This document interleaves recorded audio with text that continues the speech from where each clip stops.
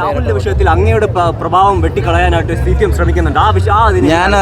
ഞാനൊരു കാര്യം, എനിക്ക് പാർട്ടി സ്റ്റാൻഡിൽ നിന്ന് ഐസൊലേറ്റ് ചെയ്തിട്ട് ആ കാര്യത്തിൽ എനിക്ക് വേറൊരു സ്റ്റാൻഡ് ഇല്ല. ഞാൻ പൂർണ്ണമായിട്ടും പാർട്ടി തീരുമാനത്തിനൊപ്പം.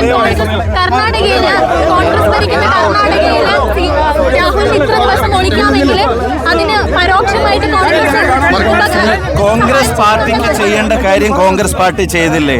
ശബരിമലയിൽ ഇത്രയും വലിയ മോഷണം നടന്നിട്ട് the man being the party district secretariat member ഇതുവരെ ഒരു നടപടി എടുക്കാത്ത CPM, അത് കർണാടകയിലൊന്നും അല്ലല്ലോ, കേരളത്തിൽ തന്നെയല്ലേ. അപ്പൊ CPM എന്ത് നടപടി അത്ര കാര്യത്തിൽ എടുത്തത്? ഒരു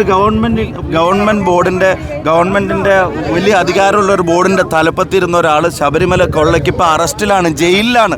ഒരു നടപടിയും CPM എടുത്തിട്ടില്ല.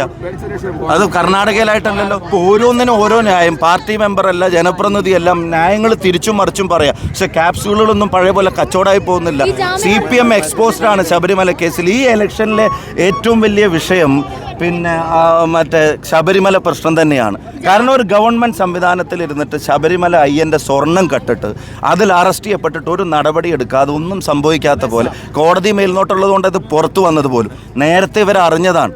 ഒരു കാരണവശാലും മലയാളിക്ക് ഇത് പൊറുക്കാൻ കഴിയില്ല. ഗവൺമെൻറ് ചെയ്തു.